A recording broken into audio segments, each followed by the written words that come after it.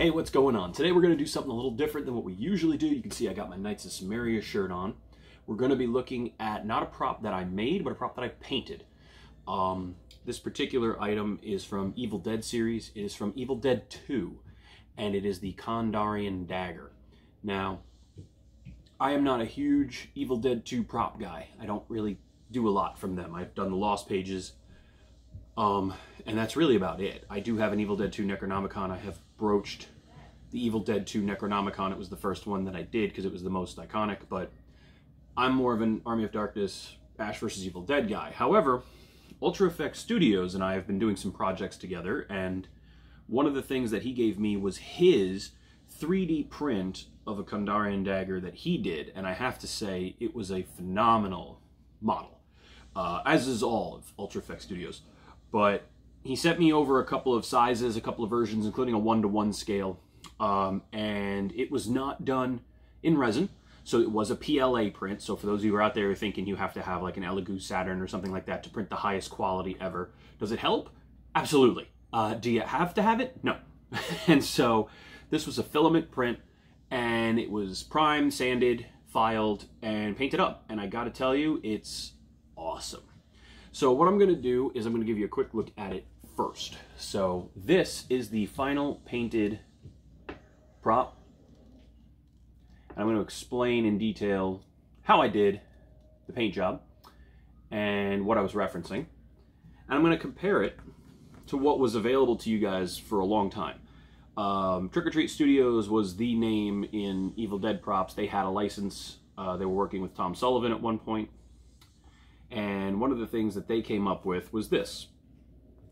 What is affectionately known as the carrot. It was their first offering. They did Tom Sullivan sculpted a new Evil Dead book and a new Evil Dead dagger from Evil Dead 2. The book was oversized, the dagger was oversized. In a typical Tom fashion, it was similar but deliberately not accurate. And they did that, I don't know why. But this thing is monstrous. You can see it has a lot of the elements that the original one had, a lot of the grays, which were common on the one shot, and then the big orange blade. Tom sculpted this, although his original team did not. When they sculpted the dagger for Evil Dead 2, they took the Evil Dead 1 that he built out of a kit and replaced the long metal blade with one of these, and his team actually sculpted this part of the dagger. And they molded it up and made a couple. And he has one in his collection, and photos of that one were better quality than the movie, because the movie had lighting treatment and things like that. I couldn't really get a handle on the colors.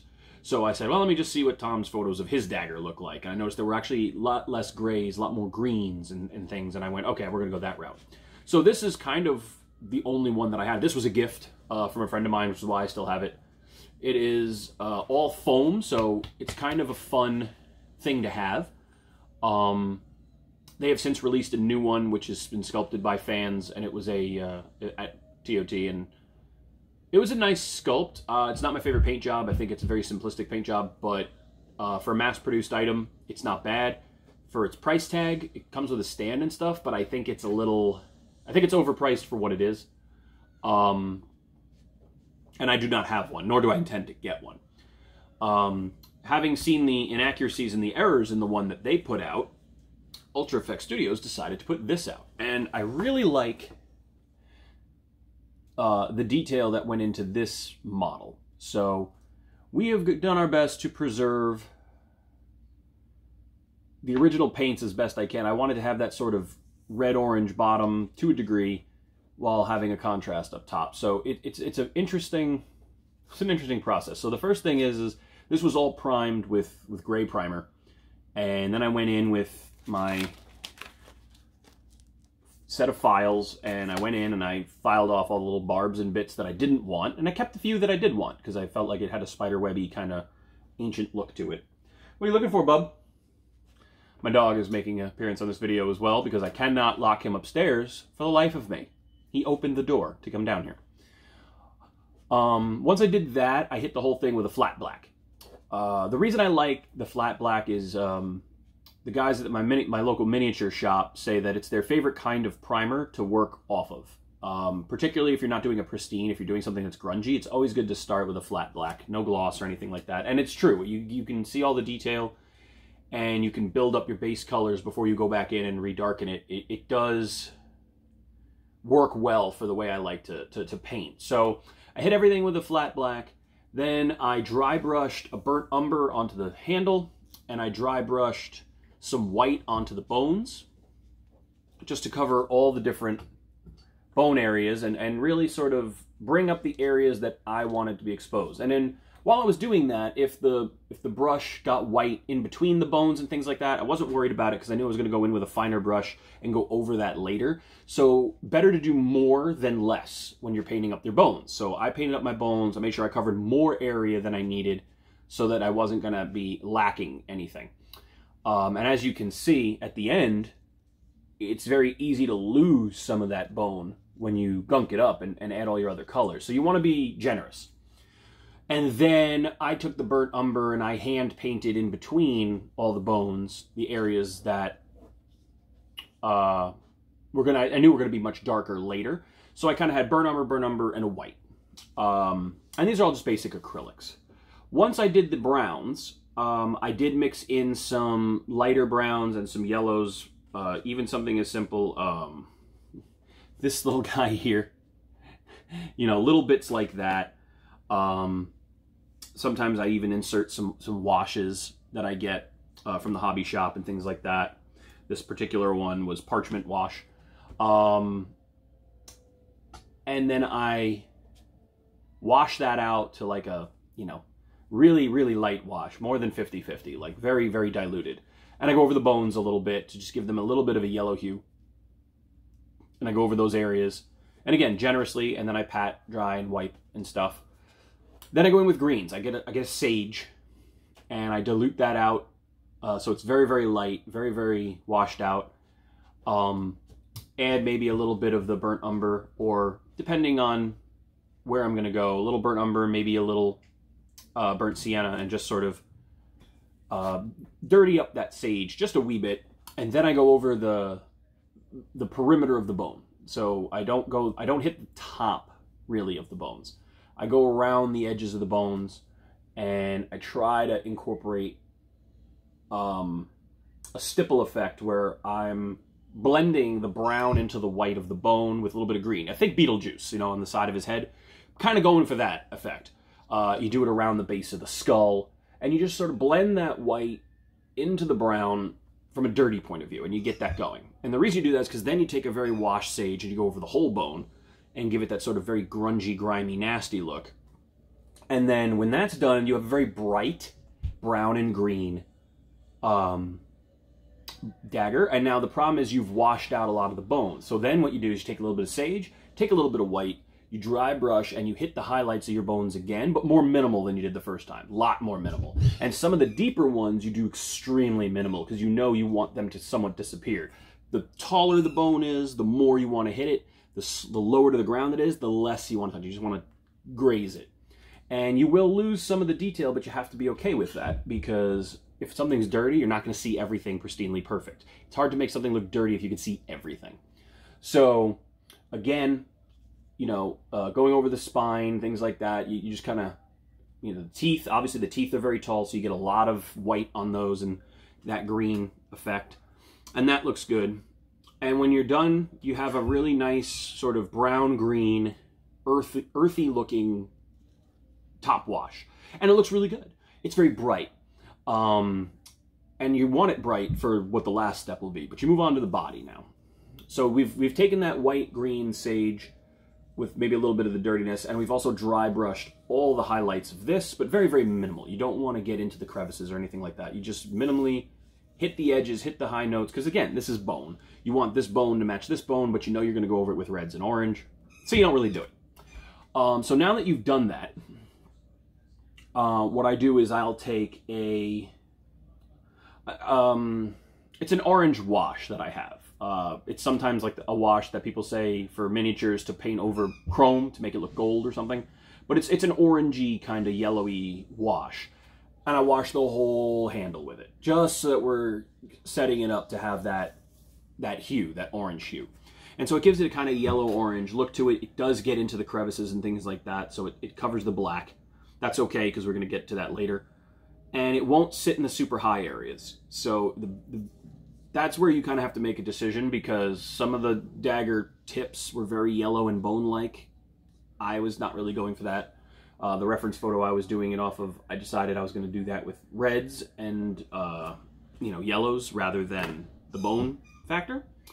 So what we did was we took that deep red, a little bit of burnt umber, dirtied up again, like I said, and then a little bit of yellow, and not perfectly mix it, just sort of get it streaky, and then stipple. And use your judgment, use your reference photos. Oh, I'm going to stand up here. And just sort of stipple through it. And what you end up with is the greens stand out even more against the reds and the oranges. And because you did that glaze in the beginning, as you turn it, you get not a chameleon effect, but it does sort of take on a life of its own a little bit. And, just don't make it one solid color. Let the colors clash against each other. Make it very, very poppy.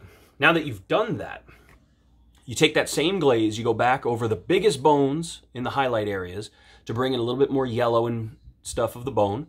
That will also bring out a lot of the green. And I know some people are like, well, if you put the yellow wash over the greened up bone, you're going to get blue. No, you won't. It won't work that way, trust me. And then you take a little bit of what you were dabbing here, wash that out a little bit, and stipple it in key areas around the skull, just for pop. Go in and find a place, put a little bit of red, just for contrast purposes. Just drop some red in here and there. And what you end up with is a very brown-green top, and then a very red-orange-brown bottom. So brown bases for both marry the thing, but you use the reds to bring it up here and use the greens to bring it up here. You're going opposite ways on the color wheel. And so it gets a really good contrast without being like as obnoxious as this. Now when you look at this compared to this looks more obnoxious. And it's supposed to, but you can see just how incredibly stark contrast this is. And a lot of people love that stark contrast where they want the bones to be very white and very gray and pop. But when you look at gray bones, it just doesn't look right. Organic matter does not age monotone. It needs to have a lot of color. Aging is really accomplished through yellows and greens and browns. It's not accomplished through black so much, and you don't want to go gray, but you do need to have black. So what you do as a final step is now you've got this rich brown.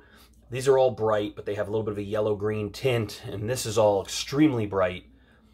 I take shoe polish, I crack the top, pour it into a bucket, take a big wide brush, and I paint the whole thing with shoe polish, and then I sponge it off, or I take a towel and just sort of pat it off. It's the cosplay Chris method. I'm sorry to say that that's really where I got it from. And so you lose some areas like that little hand here because it's going to be super washed out. Some of the bones in the middle here get more washed out, but it's part of the aging process. You're not going to see everything. And if it really bothered you, you could go back and hit it with a little bit of sage, white, and brown mixed together and try to bring those bits out. But the truth is, it's contrasted enough that you can see the highlight. You see that it is something there. And because you don't get all the white, that's okay, because as long as you get the texture, it's good enough. What's important is, does the skull blend well? Does that marry? Does the rib cage have that sort of look to it? Do you get that sense that these things are embedded and blended into this gunk and not just sort of there? And so we do get that look, and as you transition down the handle, you get a very nice look. Now, I do finish with a matte coat. I did spray this matte. It does have a little bit of gloss to it, not a lot. It's not as matte as I'd like it, but it's pretty matte. Now, the reason you're seeing so much gloss is because I have a ring light on, but this is a very, very, very, very nice file. If you are interested in one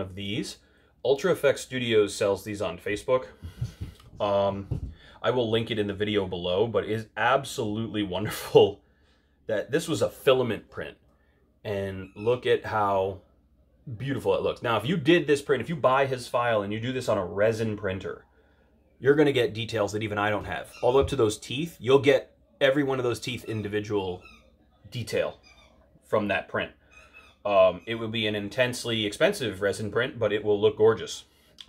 This is a two-piece, so this piece was done and this piece was done. And if you look really closely, I did try to hide my seam with filler and file, but not perfectly. So it was two pieces, and it's a good length. It's about the length of my, a little longer than my lower arm. This is an 8-inch measuring plate, so if I really looked at it, it is